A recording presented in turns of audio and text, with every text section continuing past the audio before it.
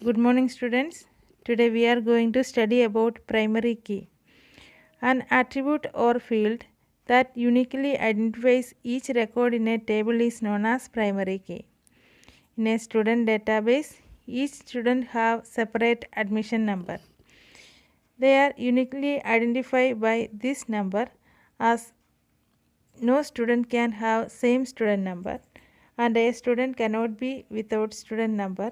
That is, the student number is there in their school is unique and it cannot be left blank. Here, admission number is acting as a primary key. Similarly, in an organization, all employees will have employee number which will be unique for all employees. So, employee number is primary key. We can create more than one field together as primary key. So, a primary key consists of one or more fields that uniquely identifies each record in a table. In MS Access, we can create a table. It automatically creates a primary key and assigns it a field name of ID and as auto number type. In design view, the primary key does not automatically get created and we can change or remove it. For setting a primary key, firstly switch the table to design view, then position the cursor into the field where we want to create a primary key and click on the primary key button on the ribbon. The selected field will be settled as primary key.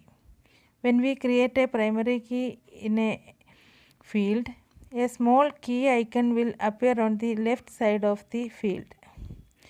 Next, we will study about sorting.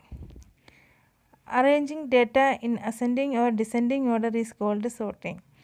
MS Access provides the facility of arranging data of a table in ascending or descending order as per our requirements and do it very quickly.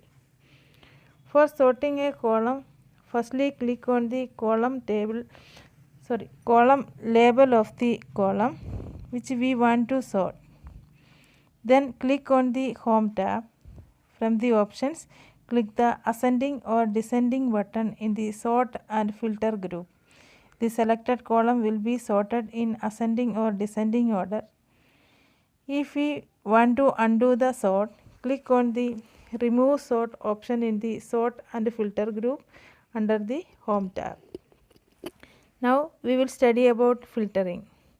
We can retrieve specific information from a table by using filtering. We can display selected records in a table by using filter option. That means other options will not display. For setting filtering, first click on the column label of the column which we want to filter. Then click on the Home tab and select Toggle Filter button from the ribbon. There will appear a menu. Uncheck the item which we do not want to appear and click OK button. Then MS Access filter our data and display the word filtered at the bottom of the window. That is the end of this chapter. Thank you.